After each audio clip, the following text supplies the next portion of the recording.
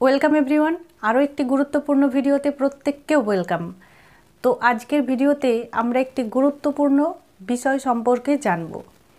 তো আমরা এর কোনো একটা ভিডিওতে এর আগে আমরা ইন্ট্রোডাক্টরি দেয়ার সম্পর্কে জেনেছিলাম।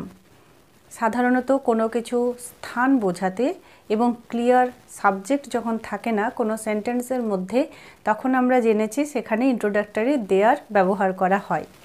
এই ইন্ট্রোডাক্টরি দেয়ারের মতো আরেকটি ওয়ার্ডেরও ব্যবহার হয়, সেটি হলো ইট।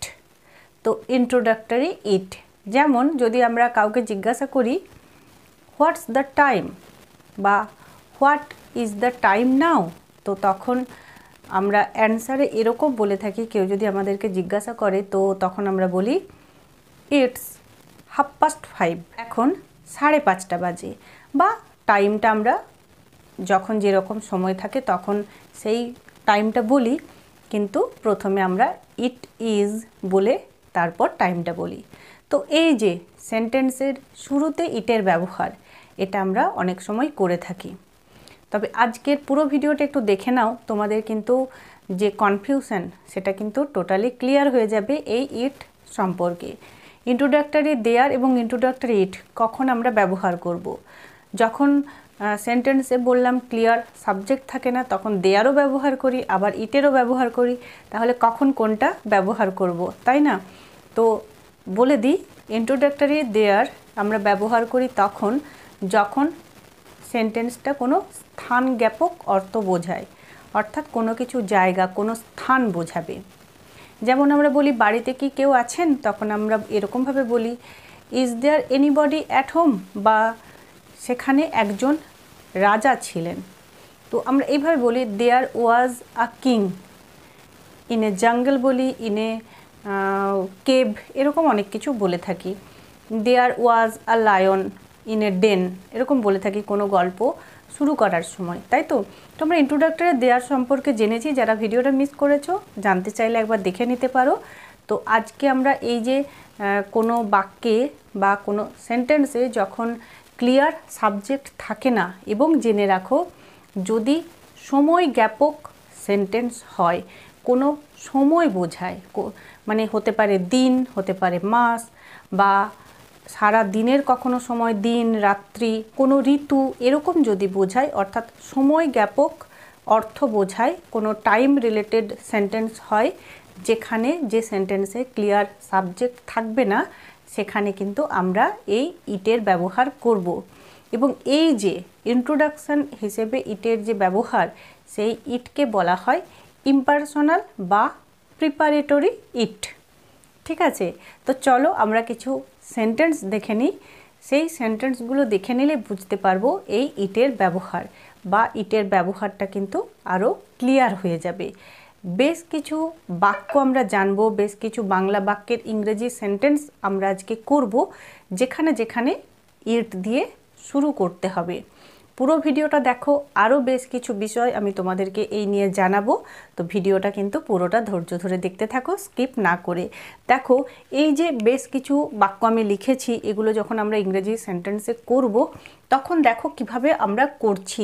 এই ইটের ধারণাটা যদি থাকে, তাহলে অনেক ইংরেজি সেন্টেন্স আমরা কিন্তু নিজেরাই তৈরি করতে পারবো, বলতে পারবো।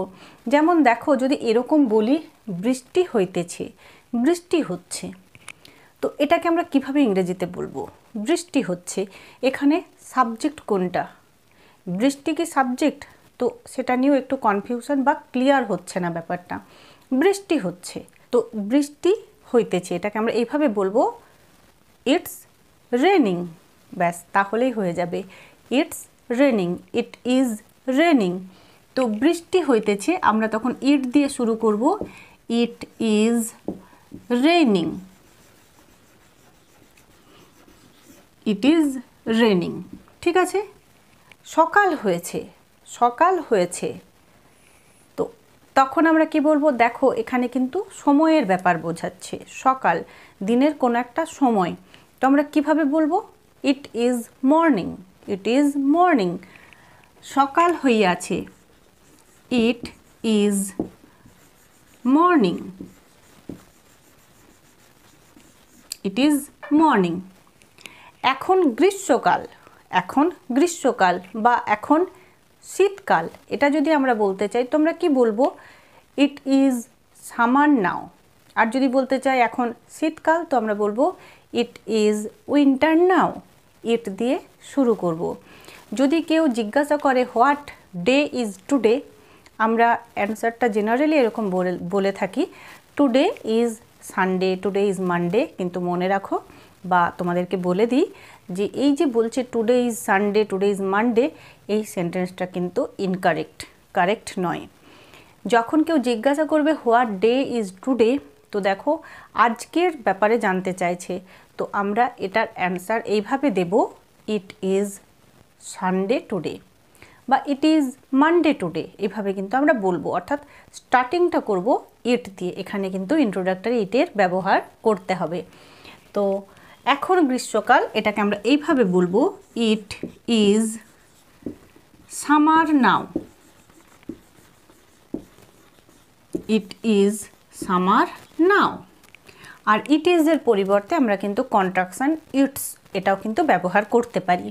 তারপর দেখো এখন 7:45 বাজছে, এখন 7:45 বাজছে, তো এটাকে আমরা এইভাবে বলতে পারি, ইট ইজ 7:45। যদি বলি এখন 8:15 বাজছে, ইট ইজ 8:15। তো ইংরেজিতে সময় বলতে তো আমরা প্রায় সবাই জেনে গেছি, এই নিয়ে আমার চ্যানেলে ভিডিও আপলোডও করা আছে। যদি তোমরা কেউ দেখতে চাও ইংরেজিতে টাইম কীভাবে বলতে হয়, তাহলে তোমরা ভিডিওটা একটু দেখে নিতে পারো। তো এখন 7:45 বাজছে, এটাও একটা সময় রিলেটেড কিন্তু সেন্টেন্স। তো আমরা কি বলবো? ইট ইজ 7:45, বা সময়টাকে আমরা বলার আগে ইট ইজ বলে কিন্তু সেন্টেন্সটাকে শুরু করব। অর্থাৎ ইট দিয়ে সেন্টেন্সটাকে শুরু করব, ইন্ট্রোডাক্টরি ইটের ব্যবহার করব। তো এখন 7:45 বাজছে, এটাকে আমরা এইভাবে বলবো, ইট ইজ 7:45। It is 7:45। এখন 7:45 বাজছে। আজ ভীষণ গরম, আজ ভীষণ গরম। তো এটাকে আমরা এইভাবে বলবো, it is very hot today. It is very hot today, it's very hot today, এইভাবে বলবো। আজ ভীষণ গরম। ইটসও বলতে পারি, ইট ইজও বলতে পারি, it's very hot today. It's very hot today. আজ ভীষণ গরম, ইটস ভেরি হট টুডে। আজ রাত্রে বরফ পড়তে পারে। আজ রাত্রে বরফ পড়তে পারে, এই যে বাক্য, এটাকে যখন আমরা ইংরেজিতে বলবো তখন আমরা দেখো এখানেও কিন্তু দিনের একটা সময় বোঝাচ্ছে, রাত্রিকালীন একটা সময়। তো ইট মে স্নো টুনাইট। ইট মে স্নো টুনাইট, আজ রাত্রে বরফ পড়তে পারে। তো আমরা এইভাবে কিন্তু সেন্টেন্সগুলোকে বলবো। শুরুটা করব ইট দিয়ে, ইট মে স্নো টুনাইট, আজ রাত্রে বরফ পড়তে পারে। ইট মে স্নো টুনাইট, ঠিক আছে। তো এইভাবে আমরা ইন্ট্রোডাক্টরি ইটের ব্যবহার করব এই ধরনের সেন্টেন্সের ক্ষেত্রে। ক্লিয়ার সাবজেক্ট থাকবে না এবং একটা সময় জ্ঞাপক সেন্টেন্স বোঝাবে, টাইম রিলেটেড সেন্টেন্স বোঝাবে। আবার দেখো এখন যাবার সময় হয়নি। এখন যাবার সময় হয়নি, তো এখানেও যে ক্লিয়ার সাবজেক্ট তার অভাব, ক্লিয়ার সাবজেক্ট কিন্তু নেই। তো কোনো ব্যাপার নেই, আমরা ইট দিয়ে শুরু করব। It is not yet time to go. It is not yet time to go, এখনও যাবার সময় হয়নি। তো it is not yet time to go. Next দেখো, যদি এরকম হয়, এখন কি গুড়ি গুড়ি বৃষ্টি হচ্ছে। এখন কি গুড়ি গুড়ি বৃষ্টি হচ্ছে। তো এই যে বাক্যটা, এটাকে যখন আমরা ইংরেজিতে লিখব তখন একটু বিশেষ ব্যাপার আমাদেরকে মনে রাখতে হবে। দেখো এতক্ষণ যে সেন্টেন্সগুলো লিখলাম, হয় অ্যাফার্মেটিভ নয়তো নেগেটিভ। দেখো এখানে প্রায় প্রত্যেকটাই এখানে পরপর আমি অ্যাফার্মেটিভ সেন্টেন্স লিখেছি, এখানে আমরা একটা নেগেটিভ সেন্টেন্স লিখেছি যেখানে সেন্টেন্সে নো বা নট এই ধরনের ওয়ার্ডের ব্যবহার হয়েছে। তো তোমরা জেনে রেখো যে অ্যাফার্মেটিভ এবং নেগেটিভ সেন্টেন্স যদি হয় তাহলে সেন্টেন্সের একেবারে শুরুতেই ফার্স্টেই কিন্তু ইটের ব্যবহার হয়, ইম্পার্সোনাল ইটের ব্যবহার হয়। কিন্তু যদি সেন্টেন্সটা ইন্টারোগেটিভ হয় অর্থাৎ প্রশ্নবাচক বাক্য হয় তখন যে ভার্ব থাকে সেই ভার্বের ঠিক পরেই ইম্পার্সোনাল ইটের ব্যবহার হয়। যেমন দেখো যদি বলি এখন গুড়ি গুড়ি বৃষ্টি হচ্ছে, তো গুড়ি গুড়ি বৃষ্টি হওয়া এটাকে বলা হয় ড্রিজল।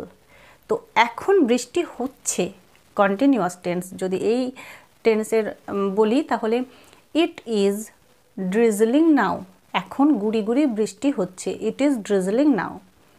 যদি এটাকেই আমরা প্রশ্নসূচক বা প্রশ্নবাচক বাক্যে নিয়ে চলে যাই তাহলে এরকম হবে এখন কি গুড়ি গুড়ি বৃষ্টি হচ্ছে।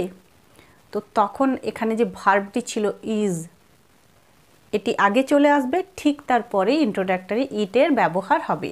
ব্যাস এইটুকু ব্যাপার একটু আমাদেরকে খেয়াল রাখতে হবে যে ইন্টারোগেটিভ সেন্টেন্স হলে প্রথমে থাকবে ভার্ব, তার ঠিক পরেই থাকবে ইট। তো এটাকে আমরা এইভাবে লিখব, is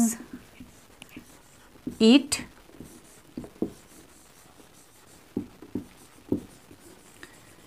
is it drizzling now, এখন কি গুড়ি গুড়ি বৃষ্টি হচ্ছে। ইজ ইট ড্রিজলিং নাও, এখন কি গুড়ি গুড়ি বৃষ্টি হচ্ছে। তো এইভাবে আমরা কিন্তু যে কোনো সেন্টেন্স যেখানে ক্লিয়ার সাবজেক্ট নেই এবং জেনারেলি টাইম রিলেটেড সেন্টেন্স সেখানে আমরা কিন্তু ইট দিয়ে সেন্টেন্সটাকে শুরু করব। ঠিক আছে, এই প্রসঙ্গে আরও একটা জিনিস তোমাদেরকে বলে দিই যে বেশিরভাগ ক্ষেত্রে কিন্তু এই কন্ডিশনে ইন্ট্রোডাক্টরি ইটের ব্যবহার করা হয়, কিন্তু কিছু কিছু ক্ষেত্রে আবার কোনো অর্থ যদিও থাকে না ইটের, তবুও কিছু কিছু বাক্যে আমরা ইটের ব্যবহার এমনিই করে থাকি। সেরকমও কিছু সেন্টেন্স তোমাদেরকে দেখাচ্ছি। আবার কিছু সেন্টেন্সের সিম মনে হওয়া, অ্যাপিয়ার মনে হওয়া, লুক বা ফিল এই ধরনের ভার্বের সাবজেক্ট হিসেবেও কিন্তু ইটের শুরু হয় বা ইট দিয়ে সেন্টেন্সটা শুরু হয়, ইট ব্যবহার হয় সেন্টেন্সের শুরুতে।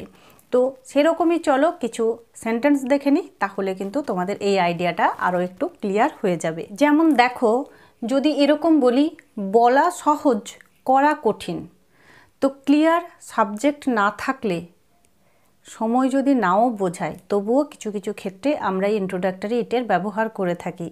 তো বলা সহজ করা কঠিন এখানে কিন্তু ক্লিয়ার সাবজেক্ট নেই, তো এটাকে আমরা কিভাবে বলবো? It is easy to say but hard to do, এইভাবে কিন্তু আমরা সেন্টেন্সটা বলে থাকি। তো বলা সহজ করা কঠিন এটাকে আমরা ইট দিয়ে শুরু করি। It is easy to say, বলা সহজ বাট কিন্তু hard to do, hard to do. It is easy to say but hard to do, বলা সহজ করা কঠিন। তো তখন দেখতে পাচ্ছ আমরা কিন্তু ইন্ট্রোডাক্টরি ইটের ব্যবহার করছি। যদি বলি ঠান্ডা অনুভূত হচ্ছে, it feels cold, it feels cold, এখানেও কিন্তু ক্লিয়ার সাবজেক্ট নেই, ঠান্ডা অনুভূত হচ্ছে। তো ইট ফিলস কোল্ড এইভাবে কিন্তু আমরা সেন্টেন্সটাকে বলবো, ঠান্ডা অনুভূত হচ্ছে, ইট ফিলস কোল্ড। যদি আমরা এরকম বলি এটা সুন্দর দেখাচ্ছে, এটা সুন্দর দেখাচ্ছে, তো তখন আমরা বলবো it looks beautiful, it looks beautiful, এটা সুন্দর দেখাচ্ছে, ইট লুকস বিউটিফুল। তো দেখো আমরা এই ফিল, লুক বা সিম এই ধরনের যে ভার্ব তাদের সাবজেক্ট হিসেবেও কিন্তু তখন আমরা ইটকে ব্যবহার করে থাকি। আবার দেখো মনে হয় সে পরীক্ষায় পাস করবে, এটা যদি আমরা বলতে চাই তখন আমরা এইভাবে বলবো ইট seems he will pass in the examination, এভাবে কিন্তু আমরা বলতে পারি। তো মনে হয় সে পরীক্ষায় পাস করবে, it seems he or she লিখতে পারি, will pass in the exam or examination. He or she will pass in the examination. It seems he or she will pass in the examination. এভাবে কিন্তু আমরা সেন্টেন্সগুলোকে বলতে পারি। এরূপ ভাবা ভুল, এরূপ ভাবা ভুল। এখানেও দেখো ক্লিয়ার সাবজেক্ট নেই, তো এরূপ ভাবা ভুল এটাকে আমরা কিভাবে বলতে পারি? তো আমরা এটাকে এইভাবে বলতে পারি, it is wrong, it is wrong to think so, it is wrong to think so. তো আমরা এটাকে কিন্তু এইভাবে শুরু করব, it is wrong to think, to think so, it is wrong to think so. এরূপ ভাবা ভুল, তো এটা একটা অ্যাফার্মেটিভ সেন্টেন্স। যদি এটাকে এরকম বলি, এটা ভাবা ভুল নয়, তো তখন আমরা এইভাবে লিখব, it is not wrong, just একটা নট ওয়ার্ড চলে আসবে, it is not wrong to think so, এটা ভাবা ভুল নয়। বা যদি এভাবে যদি আবার এটাকে ইন্টারোগেটিভ সেন্টেন্স করি, এটা ভাবা কি ভুল, তখন তোমাদেরকে বললাম জাস্ট ইজটা আগে চলে আসবে, is it wrong to think so, is it wrong to think so, এটা কি ভাবা ভুল। তো এইভাবে আমরা কিন্তু সেন্টেন্স দেখে ইটের ব্যবহার করব। তো আশা করি আজকের এই ভিডিওটা দেখে এই যে ইন্ট্রোডাক্টরি ইট বা প্রিপারেটরি ইট বা ইম্পার্সোনাল ইট যাই বলো না কেন, এর ব্যবহার তোমাদের কিন্তু জানা গেল।